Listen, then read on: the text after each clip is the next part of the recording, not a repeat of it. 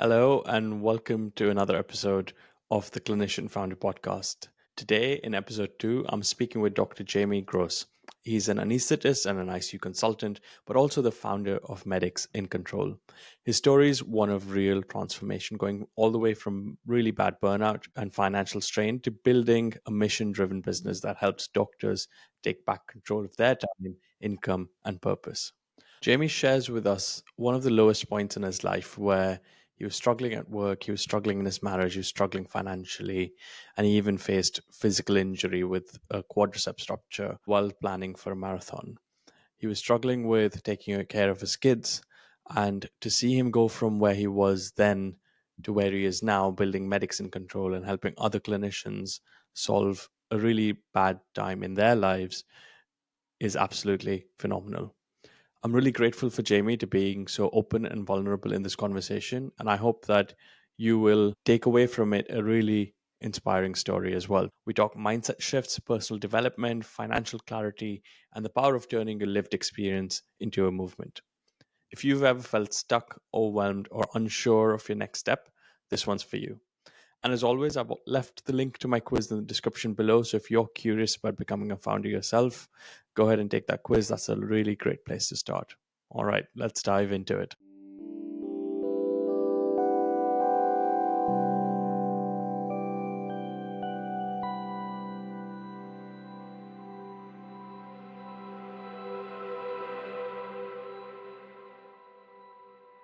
Welcome back to the Clinician Founder Podcast, where we spotlight the journeys of clinicians building expert led, mission driven businesses. I'm your host, Dr. Shubhendra Kulshresh, an emergency physician and an executive coach helping clinicians like you become founders. Today's guest is Jamie, and he's on a mission to help 1,000 other doctors take back control of their time, income, and purpose. In this episode, we dive into how he built Medics in Control, the mindset shifts that made it possible, and what it takes to turn your lived experience into a movement that empowers others. If you're already inspired, Jamie's got a fantastic scorecard quiz that I've put in the comments down below. If you can go ahead and take that, it'll help you identify where amongst those three domains you might be needing a bit more support, a bit more help, and what you need to do to take back control of your career and your life. Right. So let's get into it. Thanks for joining me today, Jamie. How are you? No problem. Yeah, it's such a fantastic thing. I should probably just clarify anesthetics and ICU that you did both of those. Is Yeah, I that did both. right? Yeah, I do both. And I still do both. And I still work. I still work a 10 PA consultant contract in the Wow, NHS. 10 PA. Yeah.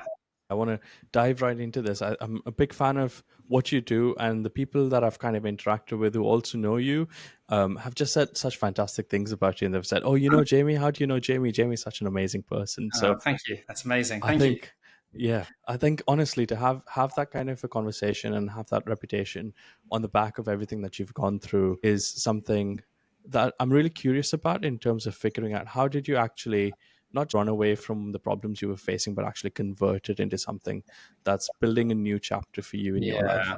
Yeah. How long But have you got? let's How long have you got?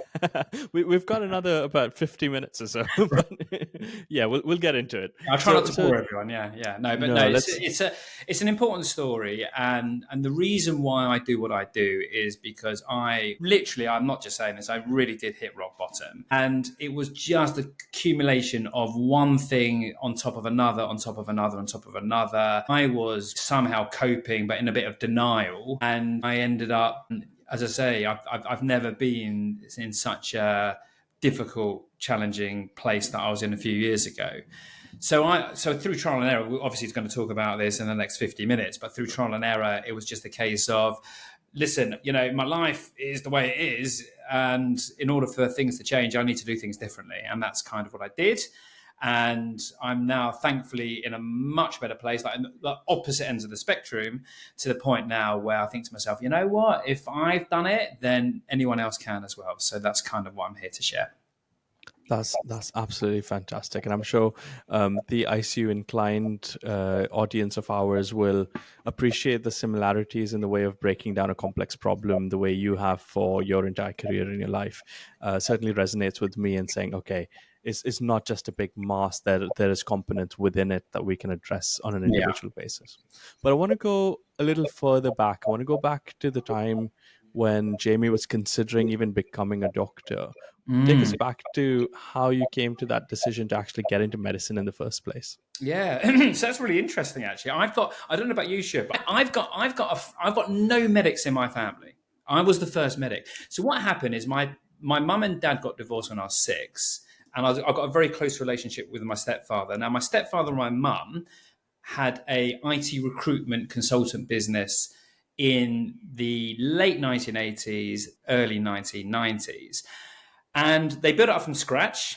And what I and then when was it, about 1992, 1993, they got into some difficulty with one of their partners.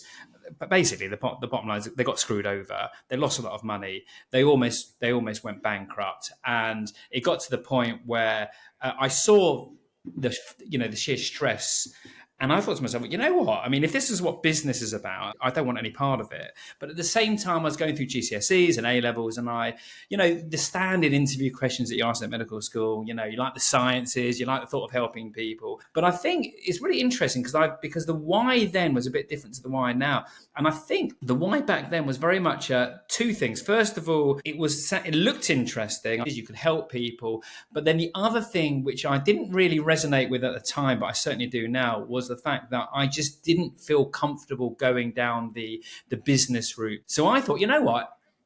If I can enjoy that, but at the same time, keep myself safe from the pitfalls of businesses, then that's got to be a win. And I don't know if it was my mum or stepfather, they said, you never see a poor consultant. Look at Mm. the cars they drive on Harley streets. They're all well off. Yes, the training's hard, but you get through that and basically your life's going to be sorted. So I think that was a big driver. I didn't recognize it at the time, but I think it was a big driver. Interesting. I think that definitely resonates with me a lot. I was certainly of the mindset as well. I don't want to think about money. I can't think about businesses, and it's just so complicated. I just want to do my job, and I want to help people, and I want to serve people, and I should just like have a decent life on the back of that.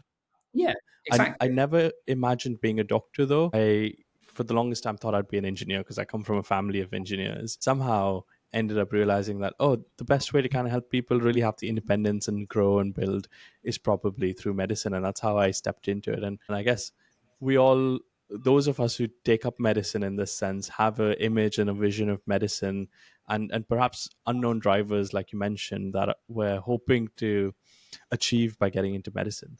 But how was your experience different, and what kind of led to you being disillusioned and then unfortunately Yeah. burning out and all of Yeah, that? it's a really good question. I was a really good medical student as well, and I was a very good trainee. And you know what I found is let's be honest with ourselves. Doing medicine is a tough career path. There's loads of exams. I mean, I was unfortunate. I did 3 sets of postgrad exams. It wasn't through choice. It just happens to be how it landed up. MRCP, FRCA, the anaesthetics ones, and then just as I was getting towards CCT, they introduced these intensive care exams, and I thought, I want to try and get a consultant post in intensive care. I better do those as well. So I ended up doing 3 sets of exams.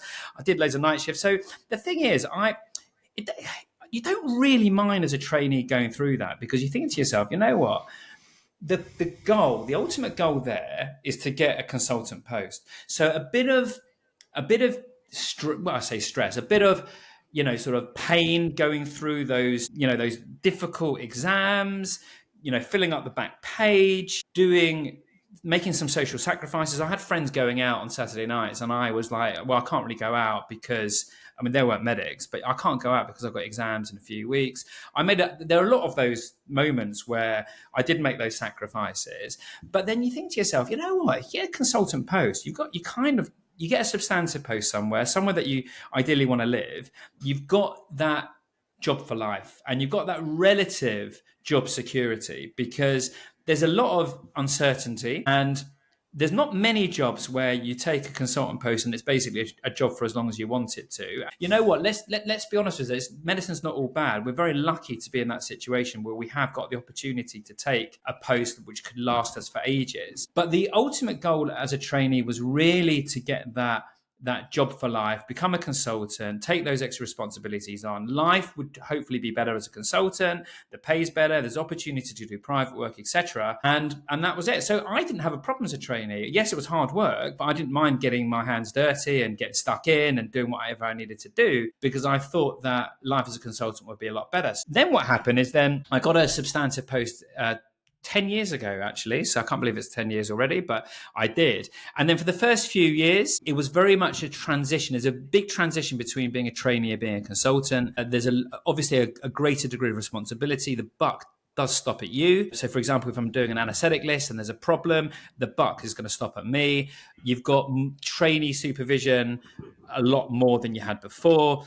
There is that increased exposure to the way the department runs and how the organization runs, etc. So it does take a few years. And then about 3 years into it, I started to become disillusioned, really because I thought to myself, I always had that goal, that big goal that, as a trainee, it was about being a consultant. And then once I'd gone through that transitional period as a consultant, I then thought to myself, well, what's next? There's no direction. And yes, you do CPD, you go on conferences, but I didn't really have a direction. And I wasn't sure what to do. And I'm really someone who's really motivated and passionate about doing something which is going to be of value. I thrive from setting a goal, aspiring to achieve it and achieving it.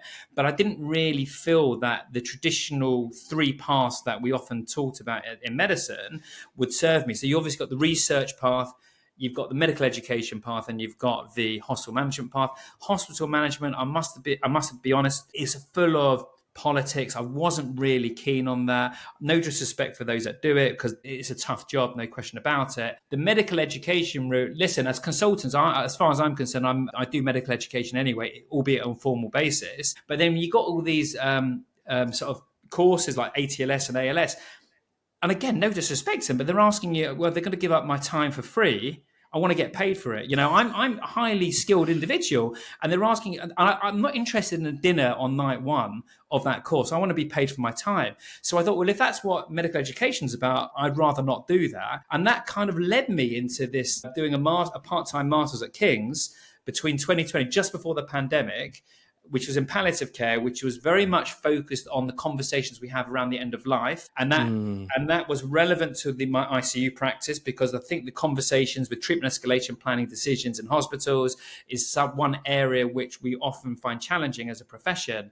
And I thought I could make a difference there. So I did that, but then that didn't really, it was interesting, but did it change my life? No. Was it what I wanted to do full term? No. Why did I do it? I did it because there was nothing else for me to do. I didn't put that direction. So that was So at this point, at this point, you've got no glimpse of what is now medics in control, or did you always No, not have at all. some Not sort at of all. No, as far as I'm concerned, I actually thought to myself, do I do a PhD after that? And I thought, why do I do a PhD? That's a lot of work. It's not going to pay anything. I'm going to really struggle financially if I do that. But so that's the medical side. I kind of felt a bit stagnated, and I started getting frustrated. I got frustrated with the NHS. There's a lot of this bureaucracy, these tick box exercises. Even just the appraisal. I'm an educational supervisor. Again, I'm not disrespecting any specific person, but they're asking to me, an educational supervisor, they're asking me to do 40 hours of this training or education appraisal to be an educational supervisor. I've been doing this for 10 years. Why do I need to do 40 hours? It's just a complete waste of time. So listen, I've learned to accept things are what they are. Do I follow? Do I enjoy doing admin and tick box exercises? No. I want to spend my time on things that are actually serving me. And I don't want to be spending time on things that I just see as a waste of time or just to tick the box. So that was the career. So career, not really happy in the career.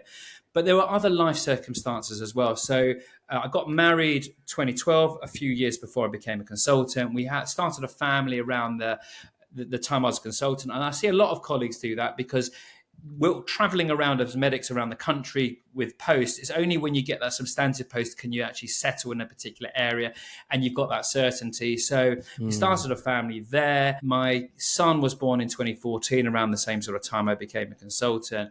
I must admit, I do find parenting, and I still do find parenting really challenging, particularly when you've been busy at work on the ICU all day, you're coming back. My son was diagnosed with ADHD age 6, so that was a few years in. I found it really challenging, and there were times, I'm going to be totally honest here, there were times that I used to delay coming home because I just could not face going through that door, having dealt with patients towards end of life, and then having to deal with meltdowns from a child. It's not his fault, but from a child that's having a meltdown because he wants to watch TV or be on the video games for a bit longer. So there was that going on. I found that my escape at that time was running. And I got injured a few years ago. I tore one of my quadriceps muscles. I was trying to overshoot I was trying to get a sub 3 hour marathon time. I'm a keen long distance runner, and I got unstuck. I just overdid it, basically. Got injured. So that escape was no longer there.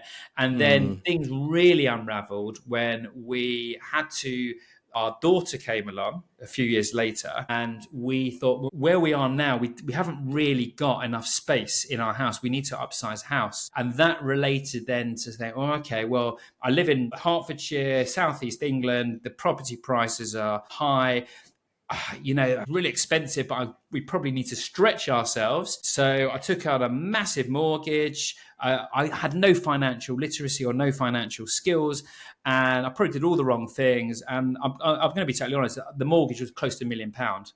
And then I thought to myself, oh, Christ, what am I going to do now? I've just taken out £1 million mortgage. I'm just going to have to work. God knows how long I'm going to have to work. I'm going to have to work till like 18, 90 years of age. And I'm going to have to sell myself into the private sector. Forget about private school. That was kind of not even an option. And then financially things were difficult, and then things really came to a head where we exchanged on this house. I had to move in with my in-laws. No disrespect to them whatsoever, but I wasn't in a good place. Work wasn't going well. I find parenting challenging. I couldn't run. I was financially stressed, and now I didn't have my own space, my own time or room to decompress, and I had to live under someone else's rules. And that is when it all started to unravel. And I got angry. I just wasn't a very nice person to be around. I'm completely, listen, I recognized my ways now, but I was pretty horrible to my in-laws. There were a few expletives that I shouted a few times, stormed out the house. And at that time, things just became, I was trying to survive. My wife said that I was angry. I tried to explain things. I didn't feel she understood. Again, no disrespect to her. I just wasn't in a good place. And then what I found is that everyone that was closest to me, I just felt that I just wasn't supported in any way. I also felt that I couldn't sort of disclose anything at work, because I'll be honest with you, I just didn't trust the system. If I went to occupational health and said that I'm mentally stressed, what's going to happen? They're going to put it on my medical record, and there will be there'll be an investigation. I'll be restricted on what I can practice. But at the end of the day, I thought, you know what? It's not necessary for someone to say whether I'm fit or not to practice medicine, but I don't want this on my record. So the point is, I felt totally isolated. I felt ashamed. I felt out of control. And then it all came to a head. And I've been very open about this in the past, where I remember I knocked on my mum's door. I stormed out of the house. My in-laws had an argument with them, had an argument with my wife. And I rang on my mum's doorbell. She opened the door, and it all released. It all came out. And that was a really difficult time. Must admit, I don't think I've ever been as low as that in my life. It was about, when was it? It was about an hour. I just couldn't speak. My poor mum, She didn't know what to do. And she goes, look at the state of you. What is happening? Yeah, that was a difficult time. Yeah. And I thought to myself, well, the first thing I've got to do is just call in sick. I just called in sick. I said, I'm not feeling well. And I took a few days off. Wow. And that was it. Wow. Yeah, Okay. that was that's a lot in there. Jeez. I mean, the moment you were kind of talking about delaying coming home from work is what I see so many people in. It's kind of like when you're revving in the red. I mean, so many people talk about just these thoughts of getting into an accident so they don't have to show up to work, and all of these like subtle thoughts that are just like, oh, we ignore them all the time as medics, because we live in a really stressful environment where people are dying all the time, and these thoughts come and go. And then it sounds like there was absolute emotional exhaustion, there was physical exhaustion with your injury, there was social exhaustion with the surroundings around you, and really it pushed to a point where I can feel that it was really, really, really bad for you. And that I tell one you the hour. yeah, I tell you the worst thing actually, and this just typified. Listen, I'm not throwing blame here, but I remember my stepfather saying, "I don't know what to do with you. I will pay for you to go to the Priory. Hmm. We just don't know what to do with you anymore." So when you've got Hmm. your closest, the people that you trust most, those that confide you Hmm. most, that say, "We don't know how we can help you." Hmm. I don't need the Priory. I didn't need the Priory. I just needed someone just to listen in and just be Yeah. supportive. Yeah. But you know what? I was pretty messed up at that time. I'm going to be honest. I wasn't thinking clearly, and I certainly didn't feel safe with the patients. But you know what? I took the decision at that point I said, you know what? If this is, I knew my limit. I knew where I was. That's the thing. I was aware where I was. I didn't need someone to tell me that. I thought, right, just Hmm. called in sick. You know what? And if after a few days you're not better, then I will go to occupational health and I'll declare that, and then that's fine. I will take whatever comes at me. Yeah. So I, Yeah. I made that distinction that I wasn't safe, and then actually that reflection was really great. Actually, that time away for a few days was the game changer, which we can Okay. talk about if you want. I mean, it's Yeah, absolutely. I mean, it sounds like that was the moment when you kind of started to pick up this big jumble of a mess and started to untangle it, perhaps for the first time. And maybe you had previous attempts, but really for the first time was starting to untangle this, which is now kind of turned into medics in control. And I want to hear about that journey. When did it start to work for you? What were some of the resources? And if someone's in that place right now, what's the best thing that they could do for themselves? Yeah. Yeah. Thanks for that. So the first thing to say is that I don't wish burnout on anyone. It's the worst. I wasn't even a big.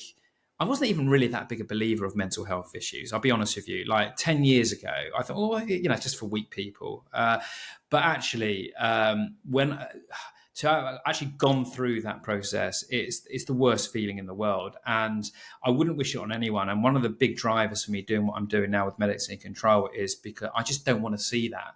I want to stop people. People are, there was obviously warning signs along that journey, which I could have kind of pivoted had I known what to do. I just don't want to be I don't want anyone to be in that phase, and I want people to be as fulfilled as they want, because as far as I'm concerned, a motivated and fulfilled workforce benefits everyone. It benefits the people that are actually as affected by it, but it benefits the patients. It makes the whole working environment better anyway. But actually, the going back to your initial question just now, when I took those few days off, the first day or two, I was just like, literally, just don't think about anything. Just sit there and just decompress, forget about it. So it did take a couple of days to do that. But then I had a real. I remember one afternoon I was at home, just sitting there, no TV on, no distractions or anything like that. And I thought, you know what? Let's sort this out. I've worked hard in my life. I've done my best. I'm not a bad person. If whatever's happened in life, I've made decisions that have led to where I am at the moment. But if things carry on, things are going to get worse. I'm going to get divorced Hmm. with my wife. I'm going to lose access to my kids. I'm financially stretched now. I'm going to get even worse because I'm going to have to pay solicitors and the government with divorce proceedings. And my career, well, that's not going to change. I'm still going to be stagnated. Hmm. I'm still going to be exposed to the bureaucracy and everything else. So I thought, in order for things to change, I need to do things differently. I need to change Hmm. myself. And that's when I started to think, right, okay, well, what's the biggest problem at the moment? Apart from the fact I'm feeling rubbish, what's the biggest thing that I can do at the moment? And then I started thinking about money. Right, money is a big problem. Right, I've got a massive mortgage over my head. It's a massive grey cloud at the moment. All I can do is just work, take up as many shifts. That's got to change somehow. And it's very funny actually, because a few weeks later, I was in the consultant office speaking to a colleague, and I was complaining about the mortgage and how I'm just going to have to just sell myself to the private sector. And they said to me, if you're going to continue to do that, you'll just never escape the rat race. You're just going to be on Hmm. this hamster wheel going round and round and round and round. You've got to do things differently. And then he said, you know what? There's two books I recommend that you read. One of them is Rich Dad Poor Dad, which is very well known. I'm sure you know Shubs as well, Yeah. by Robert Kiyosaki. And the other one is The Secrets of a Millionaire Mind by T. Harv Mm. Eker. And it just so happened to be that at that point, we had just reached our 10-year wedding anniversary, just about made our 10-year wedding anniversary. And we decided to go for 5 days away to Tenerife. And it was very much a make or break thing. And me and my wife spoke openly about that. And I thought, you know what? So we checked in this beautiful hotel, and it was a spa hotel. And my wife likes relaxing on the sunbed. She likes reading. And I thought, what a great opportunity! Just I'm not a massive reader myself, so I just put some headphones on and got the audiobook. And I started actually with the Secrets of a Millionaire Mind. And what I recognize in that book, it's a great book. Have you read it? Have you No, I haven't. no, I No. would highly recommend that. I mean, I know Rich Dad Poor Dad is a great book, and a lot of people have heard of it.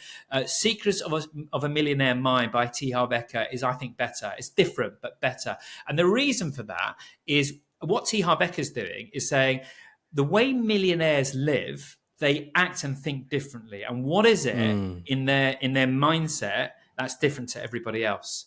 So that was the start of this personal development journey. And I recognized that there was a lot of traits from that, which I could then relate into my own journey of where I was only a few weeks ago, crying on my mother's Mm. doorstep, that I thought, oh, this is really interesting. There are certain tips here that I can actually follow. One Mm. thing led to another, led to another. I was very focused on money, but it did open my eyes up to other areas as well. And I thought to myself, you know what? I need to start tapping in to this issue about accumulation of assets and reducing Mm. expenses and starting to run my personal finances like a business. And I need to start sort of educating myself financially. So then the same colleague, I went back a few weeks later with my colleague, and he said, how do you find the books? I said, it's brilliant. Thank you so much for recommending it. And then he said, well, there's an education company that I use, and I do some cryptos. Invading trading, is that something you Mm. might be open to? And I said, you know what, if nothing else to do, why not give it a go? So I spoke to them, and it didn't take much convincing. I signed up to their membership, and then I started learning trading and investing in cryptos to begin with. 6 months later, I took up their stocks membership because they've got two entry level clubs. Mm. Now I do stocks, crypto investing and trading, and cryptos the same as well. Mm. And I'm still an active member. I've been there with them for 2.5 years now, and I've got a growing portfolio, and it's doing very, very well. And I've now become an investor, and I've sorted my expenses out. And in terms of financially, I am in a different level to what I was a few years ago. I've already got a growing portfolio, and it's going to grow. And I'm now planning. This is to supplement the pension. But the Yeah. important thing with this T. Harv Eker book was that it's about mindset. And then I've done lots of personal development training. A lot of it is with a company called Landmark, where I did their introductory Landmark Forum, which really gets you to explore why we think and act the way we do. Mm. And really, the big thing is we are where we are. The way we think, the way we act, the way we behave is almost certainly related to our past experiences. And what this does is this gets you to explore your past, Mm. break free from that, and then live in a world where you're unstoppable. Because what's interesting is that the past often holds us back. All our experiences are held in the subconscious brain. It holds us back. Then, yeah. But the thing is, our past has nothing to do with who we are today. With the present. And if you can break free from that, then you can live in a world of possibility rather than the Mm. world of what's wrong. And that was a massive shift as well. And so basically, 3.5 years later, I'm now in a situation where I'm the opposite end of the spectrum to where I was. Mm. Founded Medics in Control about, I think it was 11 months ago. Okay. Still a work in progress, a startup company. But Mm-hmm. as I say, all I'm doing with that is I'm just sharing, because I had to fight my way out of this situation I was in. A lot of it was trial and error, and and things have worked for me. And I've been very, very thinking about, okay, well, what is it that I've done which has made me overcome all of that Mm. negativity and the things that are holding me back, and can I share and inspire others to do the same? And that's the rationale Okay. for this. Wow. Amazing. So, to kind of just do a quick summary of what we've discussed so far, you've gotten into medicine from your childhood with financial instability, and you've wanted to get into it for financial stability, but it's taken you the other direction and really burnt you out. And then you've managed to take this time away, you've sought help, you've found these resources that really created mindset shifts for you and brought you to a place where not only were you no longer burnt out, but you were actually in a place of possibility and building. And that's really, really amazing. I want to get into the journey of Medics in Control. What's happened in the last 11 months? What's been your business model? What's been some of the key challenges? How have you been building your personal brand around it? Walk us through that. Where do you start? You know what's interesting? Okay, when you're starting something like this, I've got no idea. I'm going to be honest with you. I've got absolutely no idea. I thought, okay, I've got a concept. Is it? I don't even know if it's going to resonate with people. So I just started doing random stuff. I thought, well, okay, look, I suppose personal branding is quite important. Let's see if I can build my personal brand.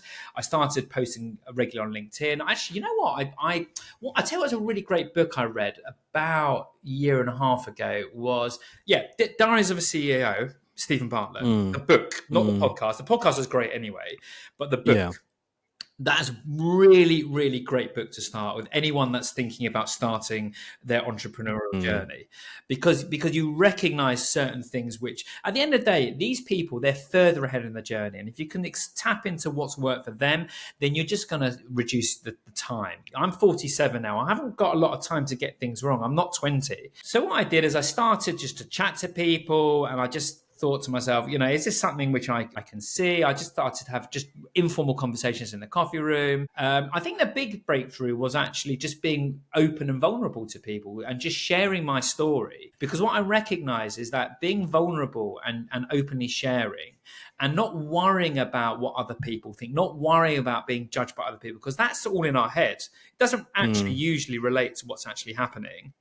mm, Just by doing that does give people the opportunity to open up themselves. So using that, I was able to speak to people, recognize where the problem areas were, and I spent a lot of time, good few months, really trying to understand where people are coming from. And then what I recognize is that there's a lot of, we all have different journeys and we all have different stories. But what I recognize is that there's similarities that are common to a lot of mm, us. And that relates to, number one, disconnection from purpose. So the whole idea about being stagnated in your career, coupled with the bureaucracy, the higher expectations from organizations and the public, etc., leads us to get really frustrated with the system. And then that disconnects us from why we did medicine in the first place, which is really to look after patients and help people. It's funny how that gets mm, lost when other things are going on. So that's the first thing. The second thing is that this issue about money. Now, listen, money is a very taboo subject in medicine. And actually, when I was training, it was very much thought that it's a bit of a dirty word. I remember like going to a course related to consultant interviews, and they said, "Oh, you mustn't talk about money or doing private work because then you'll be perceived as being not committed or greedy." Which is just ridiculous, because at the end of the day, you can't escape it. We live in a society which is dictated by money. Even if you try to ignore it, which I tried to do early in my career, you can't. How are you going to live, right? So you have to tap into that. And the reason why that's important is because if you don't tap into that, then you're not going to have control over your life. You're not going to have control when you retire. You're not going to have control over your time. And so that leads on to second point is money. The third point is time and work-life balance. And that relates to money, because if we've got a situation where we're a little bit short of cash, or we want that holiday, or we want to, sort of, I don't know, kids are getting married or whatever it is, then, or we need a kitchen doing, then we think to ourselves, oh, well, I can't really afford that on my basic salary. I'm going to have to work more. And then we get mm. into that cycle where all we're doing is just working, and then we don't have that work-life balance. So really, they're the three areas: disconnection from purpose, money, and also time. Yeah. And we're time poor, we are disconnected, and we're not money poor, but in relative terms compared to what we expect, or what we expect our lifestyle to be to go through 15 years plus of training. Because don't forget, you can be an entrepreneur at the age of 20 with an internet connection. You can create a YouTube channel, you can become a creator. So people are making a lot of sacrifice going through a medical career, and at the other end, they're not seeing what they expect their lifestyle to be. And there's no Yeah. judgment, there's no right or wrong, but that's the reality. So going back to your initial question, it was about finding the concept. But I was making lots of errors. I was thinking about doing podcasts, and then do I go on to Instagram and YouTube and things like that? And then someone just said, you've got to strip right back on that and actually, like, what are you offering here? You've got to be clear on what you're offering. And so a few months ago, I joined Daniel Priestley's Dent business startup accelerator program. And now I've got that clarity where it's all about validating the concept, finding your audience, and that's where the scorecard comes in, creating an irresistible offer, and then selling that offer. So the irresistible offer is going to be, and again, I'm just validating the concept. It's going to be something which is going to help colleagues that are either burnt out themselves or on their way to stress and burnout, to allow them to really dig deep into their own lives, find out what's working, find out what's not working, find out where they want to be, and support them in taking consistent daily action to get them to where they want to get to. So this is very different from other courses, or a lot of courses, where in medicine, we go to a course, it's a one size fits all. This is kind of what you need to know. This is what you need to learn, and go away and apply it. We're not saying that actually that's not going to work with this. What we're looking at doing is actually getting to get people to say, right, these are the concepts. You don't need to know a lot, actually. What you need to do is you just need to work out what's in the way. Most people know where they want to get to, okay, and are hitting walls and they're hitting barriers, and they're trying, but there's something in the way. And really, the idea of this program that we're going to pilot in the autumn time is to really help people overcome those challenges, those barriers, to allow them to really go on that journey that I went through a few years ago. Yeah. Amazing. Any top tips for helping people figure out what their offer is? They've experienced something in life, like you, they want to turn their experiences into something that helps a previous version of themselves. And now they're trying to connect with people. They're trying to be more vulnerable, which I think you do really, really well. And even on this podcast, I think you've been so open in sharing your journey. And it's a fantastic example of showing people that it allows more connection rather than anything else, really. But if they've reached that point where they're now like, oh, what do I actually offer people? Like, I did this for myself. An older version of me would be really helpful. How do I actually put into words? And what are some of your top tips for somebody in that That's stage? a really great. And I just want to pick you up on that, actually, because we are the experts of our own life. So first of all, I hear a lot of people say, well, I don't know what to post. I've got no one's going to want to listen to me. But I don't believe in that. I think we're the expert of our own lives. I think the first thing people would just to explore is, and I think you mentioned this already, what advice would you be giving your younger self, age 20?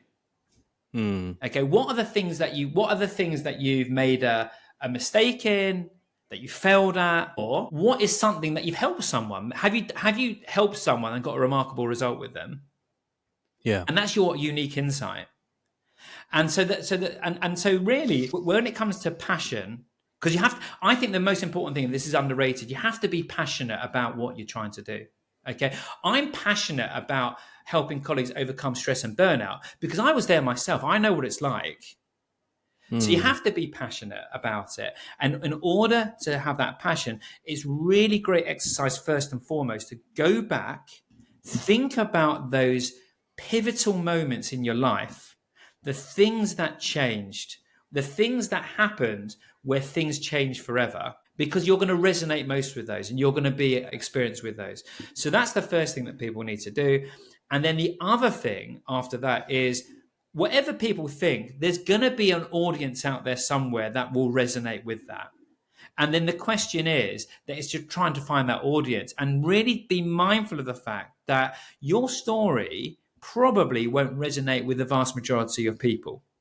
And that's Mm. fine. And a lot of people may tell you, like, not interested, get lost, don't waste my time. It doesn't matter, because for all of those people that say that, there will be one or two people that are quietly checking you out, that are not necessarily engaging with your post, but they're checking you out, that you're going to add value. And I can't stress enough how valuable it is for people to just share, Mm. even if you're not getting any responses back, because let me tell you, even if you're affecting what you can change if you can change one person's life and not even know about it. And whenever I post any content, I always think to myself, if I can change one person's life from this post, or get people to start thinking in a different way, then I don't Yeah. care how many people are coming and telling me that I'm an idiot, or they're not interested, or stop wasting my time. I don't really care about that, because I'm providing value, and I believe in my value, and I believe in the value I can create to other people. So that's the other Yeah. thing as well. And that, a lot, again, that's to do with mindset. Okay. That really brings it all together in terms of like, what do you do with that experience when you've got an idea? How do you put the offer together? And what is it that you're presenting to the world? And you're right, like it's not going to be for everybody, but the people who it's going to be for, it's really going to be really valuable for them. Yeah, exactly. And And and that's such a and really if it's nice not for the, perspective. if it's not, what, most people are not horrible people. Okay, most people are not really. Yeah. There's a number of people that I've shared, like, would you be I'm working up this thing at the moment. This is going to help medics overcome stress and burnout, etc. Is this something you're interested in? And then they'll respond, Mm. yeah, thank you very much, but I'm not interested. I said, fine, thank you. That's great. Yeah. Move on. Yeah. And the Absolutely. thing is, it doesn't necessarily mean that those people still can't get value from you. So I publish a weekly newsletter, the newsletter Hmm. I wish I had in 2022. And I just said, look, thank you for your reply. Just to let you know, I do a weekly newsletter. I don't know if this is of interest to you. If it is, feel free to check it out. And they can check it out. There may be one post every so often that they can get value from, and that's fine. No issues. I'm Yeah. not asking for Yeah. anything back. You know. Yeah, I like to think about it as like the same as the number needed to treat concept. Like how many people need to come across your content for even one person to benefit from Yeah, it? exactly. Um, That's exactly what it and is. it's hugely transformational, isn't it? Yeah, I mean, I have to say, 80% is mindset. At least 80% is Yeah, mindset. So the yeah, first thing that people can do is really to delve deep into what are their beliefs, what are their self-limiting beliefs. We have a default human mindset of survival, where our brain, the voice in our head, tells us, don't take risks. Best keep comfortable. We have to learn mm, to rise above that voice in our heads and just do it anyway. So, yeah, yeah, mindset is a really really important thing to tap into, and that's one mm, of the key components of the scorecard that we yeah. said at the beginning. How do and this is a question that I'm guessing many of our audience might have as well, is how do your colleagues at work perceive what you're doing now, and how do you kind of deal with your own perception of what they think they're perceiving of you? Yeah, that's a really interesting question. I'll be honest with you, totally honest and open. I don't really talk much about it at work. I don't Mm, talk about it at work because everyone has got. First of all, I will share with certain people. I will have conversations, informal conversations in the coffee room. I don't overly promote it because I'm paid during trust time to do a job when I'm on trust premises, and I've got to be careful about not mixing the two. I think the mm, two are important, but there's a way to do it. So I'm not going to. And a lot of people may get the wrong end of the stick of what this is about. And you know what? I don't want to start creating unnecessary tension amongst colleagues. I'm very happy to speak to any colleague about this, but I think the place to do that is when we're not at work, when we're not being paid by the NHS to do something. And I'd much rather have it offline or off NHS time there. So I try not to mix the two, if I'm being honest. mm. Yeah, I do the same as well. I think with the beauty of algorithms on LinkedIn or YouTube or wherever we're kind of sharing our content, it reaches the people that want to see that kind of content and would engage with it. And I'm not sure if anybody or everybody at work is that demographic. So, I don't talk about it much at work either. But if somebody opens up that conversation, I have had a couple of people say, "Oh, this thing that you talk about on LinkedIn, what is that about?" And I say, "Okay, let's talk about it, but Yeah, outside of work." yeah, and Yeah. that's exactly what I do as well. Yeah. Yeah. Yeah. Very, very interesting. Oh, we've got a question come in from Jyoti. Hey, The Jyoti. question Jyoti is asking, What did you do different to overcome that mindset of initial fear of the unknown? Yeah, good question. Yeah, so the fear of the unknown. Well, first of all, life is unknown. So you just got to get comfortable with uncertainty. I don't know what's going to happen. When I finish this interview, I could get into a car and I could get knocked down by. You just don't know what's going to happen. I think it's very interesting. I must admit, I did the Landmark Forum. I'm very open about this as well. This for me was a game changer. And anyone that's interested in doing that, I'm very happy to have a chat offline about it, because what this does is, as I say, the way we think and perceive things. Yes, I think we understand what the difference between a growth mindset and a survival mindset is, or you can look that up online, but you have to really relate it back to your past. Only when you have to face it. So it's basically like, I suppose it's like intense therapy, isn't it? You know, we use the word trauma. Well, trauma could even be the odd conversation that happens, but really what we're doing is, if we've had a fallout with a brother or sister, so that is basically we've lost power, and we've had a fallout with them. What we're going to do is we're going to explore that, and we're going to get complete with that, and we're going to break free from that past as well. So it's very much a case of really just, I mean, I did it through doing the Landmark Forum. It's not the only way, I wouldn't have thought, but it's really about really just trying to audit what your past experiences have been, work out what is the things that have happened, how has your life changed as a result of that. And sometimes we need to, this is what therapists do. So I'm not a therapist, so I'm not an expert at it. I can only share my experience, but it's really to work out what areas are holding you back. And then the other thing to think about as well is, you've got to get complete with your past, but at the same time you need a strong why. So what is your purpose? What is your passion? And can you strengthen that why? Why do you do what you do? And if you've got a situation where you're more complete with your past, and you've got a strong why, you've got your strong why pushing you in one direction, then you're breaking through from the past which is holding you back, and that will allow you to accelerate in a direction that you want, from my experience. Amazing. I mean, I completely agree with all that you've said there as well. Mindset is a big one, and like the fear of the known, but also fear of the unknown, and then fear of the unknown unknowns is Yeah, just listen, it's just so much in there. and you know what? There are certain things in our heads that will always be there. I mean, like, I'll be honest with you, coming onto the interview with you, I had a voice in my head saying, "Oh, what happens if I'm not very good? Or what happens if I stutter or I mess up?" That voice won't go away.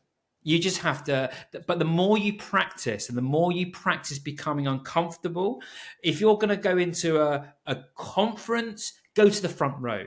Okay, if you've got a question to ask, put your hand up, ask the question. You're going to feel uncomfortable. Just do it, because the more you practice and the more you do it, the easier it does get. No question. Yeah, amazing. Thank you so much. I think the conversation so far has been really insightful, really interesting, and just getting to know you has been such a fantastic experience in itself, Jamie. Thank you. I'm sure everyone's really curious about what Medics in Control is about, and we'll share a link to Medics in Control in the comments and the description of this podcast before. At this point, what I usually do is flip the script and give you the mic and have you ask me some questions. I think we've got another 10 minutes or so, so feel free to ask me Yeah, whatever you like. absolutely. Yeah, I'm always curious to know how colleagues are doing. So here's the question for you then, Shub. What Yeah. made you do what you're doing? Interesting one. Okay. So I think, how far back do I go? Why I'm doing what I'm doing essentially at the moment comes down to the fact that I think healthcare can be better. And I see a lot of people within the system trying to improve it Mm. and struggling. And what I want to do is help people bring those ideas to life. And I think, similar to what you're doing, I don't see you as an entrepreneur. I don't see you as a business person. I see you as a founder, because you are really leading a movement. You've had an experience. You've got a way you look at the world, and you want to help other people look at the world differently as well. And I think for me, that is founding something, founding a movement, founding change. And I think there's so many of us within healthcare that really want to do that. And I think that comes from my own childhood, of my family struggling from a failing healthcare system in India, and the challenges we faced as a result, and why I became a doctor, even though I never thought I'd become a doctor, and then experiencing all of that, combined with a little bit of what I expect in my life to be as a doctor, because I didn't expect to be doing night shifts when I'm 50, but if I, as an ED consultant, that's what I will be doing. I didn't expect myself to be doing the grunt work in the middle of the night and all of that. Whereas I did expect my role to kind of become more senior and lead more change and create a better healthcare system. But unfortunately, just the clinical role in itself is not doing that. So there was a little bit of the intention to do that. And then there was exploration of my own strengths and my own ikigai and my own purpose, and what am I good at? What is the way in which I'm already kind of making a change in the world? Like, what are some of the things that people come to me for? And how do they already find value in me? How do I do more of that and less of the things that I don't want to do or that I'm not as good at? So lots of deep work in exploring that, with the intention to improve the healthcare system, kind of all came together in a series of events that led me to realize that I would make a fantastic coach. And I honed those skills through certifications and training and accreditations. And then the mission I'm after is really helping clinicians become founders. And it's all just kind of like hit this point where it's that moment when like a puzzle block comes together, and it's just like magnets sticking. It's like, oh yes, that's exactly it. It just like makes sense. And then everybody around you also responds in the same way. And I was like, wow, this is fantastic. Like, this is exactly what we were looking for. So let's do it. Let's double tap into that and just dive deeper. And that's how I've kind of ended up where I am Oh, now, amazing. in Oh, a a great in a story. short gist. That's a great story. I just want to just pick up one thing, if that's all right. Yeah, You just mentioned absolutely. that you did accreditations and everything else. So we're different. Okay, so you've done Yeah. some formal accreditations, and I haven't. Yes. I'm following the the rationale that, you know what, I don't necessarily, if people, maybe people, in order to trust the process, they're going to expect qualifications, but I don't think you can actually beat life experience. You've got a bit of both by the sounds of it. Mm, What mm, advice would you be giving? Because there's so many courses out there. There's a lot of desires from people to be life coaches, and I think it's great actually, because I think I personally think that we could all benefit from coaching ourselves as medics. yeah. I've got a money coach, I've got a investing and trading coach, I've got a business coach, Mm, and I've also recently had a personal development coach as well, which I probably mm, will pick up on as well. So I've got three types of yeah. coaches. Yeah. So the question, I suppose, back to you is, how important are those qualifications, those accreditations, for Yeah. someone that is thinking about launching maybe a bit of coaching service? And how does that also, what's the proportion of importance from that as opposed to just your own life experience? Yeah. So I think they're not important at all. I think the only thing that's important is if you can give people the results that you're hoping to give them and give them the transformation that they're looking for, right? For me, I think I spent a lot of time in my life just really being frustrated at seeing the bigger picture of people's ideas and lives and plans, and struggling to help them get to a point of taking action and doing something about it. When I came across coaching skills, and this was the first time, was as a quality coach, so using quality improvement methodology, helping implement that so Mm, that people could lead change, that was the first moment I said, like, oh my God, these are the skills that I was missing. right. I was missing the coaching skills to enable my vision and this person's current circumstances to come together, because I couldn't do the job for them. And yet I couldn't just tell them what to do. It doesn't work that way. Mm, There are so many barriers, and the coaching skills and the methodologies allow me to do that.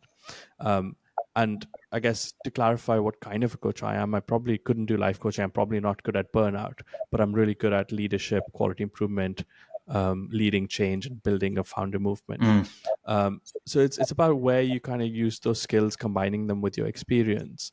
So for me, the training was more valuable than the accreditation or the certification. Right, get it. Whereas I guess it also depends a little bit on who you're serving. Like if I was doing B2B, like HR wants those accreditations for them to be able to fund Right. what you're doing. But that's like secondary, right? Yeah. At the end of the day, if you are creating something, if you're promising somebody something and you're able to deliver, that's absolutely fine. Mm. I think I have to admit there was probably an element of my doctor brain at that point saying, if I'm going to do this journey, like I got to prove myself, like I got to be certified, like, because that's the only model in which we know how to function as doctors. Like all we've done is done a course, gotten a job, done another course, gotten another That's job, it. passed an exam, gotten like that's the only way we Yeah, know how to that's it. function. So That's when it. when we're looking to do something else, that's all we can see. And So I think there was sometimes definitely just sometimes we just do it without actually just for the title, just for the accreditation, without yeah, even realizing or what it's without worth. even aligning of what we're trying to do. So Yeah, so yeah, I see that. Yeah, yeah, yeah. absolutely. And then Yeah. what's your overall vision? What do you want to create? What is your 5 to 10 year goal?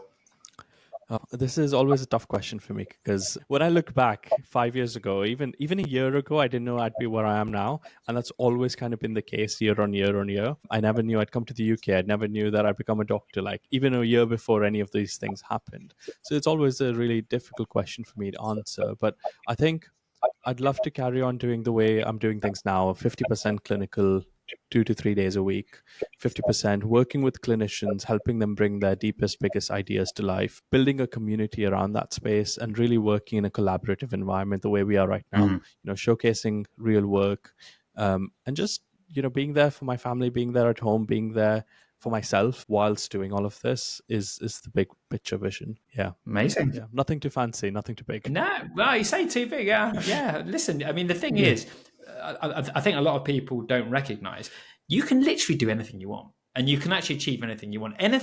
You have to really genuinely believe that anything is possible.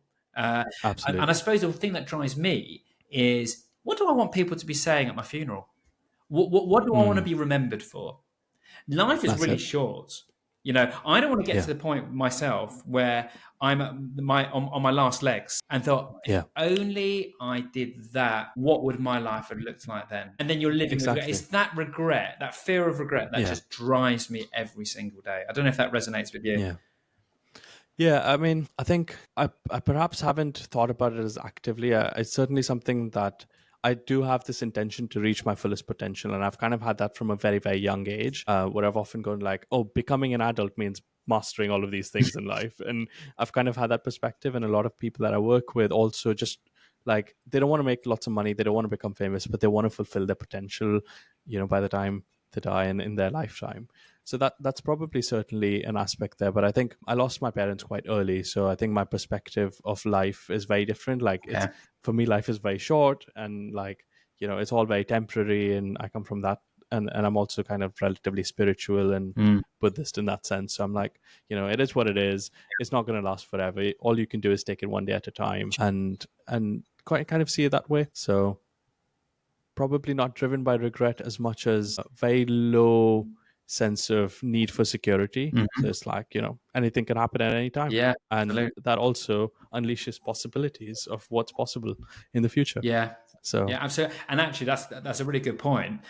We often chase these goals and these dreams, but actually, the foundation to what we want to do is actually right now. And what we have right yeah. now, we're very lucky. We've got our health. Mm, We're able to talk like we are at the moment, and it's actually not just thinking that; it's actually believing that we're grateful. So one of the things that I do personally, I don't know if you do, is I just write a few lines every evening of what I'm grateful for. And that just helps me sort of have that foundation, because life isn't all about chasing. And actually, if we're too busy chasing, sometimes we just don't appreciate what we have now. And you know what? We've said that yeah. medicine is a very tough environment. There's a lot of medicine which actually is really great. And we sometimes forget Mm, about that. And I'm very lucky to be a consultant and have a 10 PA contract and be able to make the difference I can in the NHS. Despite all my goals and aspirations for medics in control, I'm still very, very grateful to be in the position I'm in, and I mm. don't ever take that for granted. So, Absolutely. Such a fantastic conversation, Jamie. It's been brilliant. an absolute honor and pleasure to Yeah, have you on. likewise. Thank you. Thank you for Yeah, inviting me. we've had some amazing comments as well. Jyoti said thank you for answering that question for her. Naveen says great work and brilliant talk. Roy says great work, Thank guys. you. And Naveen specifically says thanks for sharing your experience, Jamie. Thank you. Kaushik as well has said, fantastic, Jamie. So great to hear from your experience and what an amazing thing you are doing. Loved it. Also, thanks to me. So thank you very much, Kaushik. It's been a pleasure bringing Jamie on. And Roy as well says, thank you both very much for your insightful and inspirational talk. Great stuff, right? Yeah, Thank you. I really there we are. appreciate it. And as I say, anyone can create anything they want. So obviously, Shub and I, we're doing some different things, but at the same time, what we're out to do is we're out to create a better environment, a better world, and make people just generally more fulfilled and happier. And life is challenging, right, for a lot of people at the moment. Absolutely. So if we can make the Yeah. world a better place, then we'll do that. And come and join in the communities. I would love to see you. Absolutely. So thank you so much for joining in and tuning into another episode of the Clinician Founder podcast. I hope Jamie's journey gave you not just inspiration, but real insight into what it takes to carve your own path as a founder. If you've enjoyed this conversation, make sure to follow and subscribe wherever you're listening. This podcast is now available Spotify, YouTube, Amazon Music, Apple Podcasts, and wherever else you want to listen to. And if something resonated, share it with a friend or a colleague who might need to hear this story too. Don't miss our next episode going live on LinkedIn on the 22nd of July. I'll be speaking with Dr. Hesham Abdallah, a pediatrician who's now also a founder of HexiTime, a time bank building on purpose and constant improvement. It's going to be a really good conversation. So join us live on LinkedIn for that, or listen to the recording wherever you listen to your podcasts. A very special thanks to Dr. Akash Vijayan for producing the beautiful intro music to this podcast, which will be present on the recording. And until next time, stay curious, keep solving big problems, and remember, you have the power to create something extraordinary. Thank you.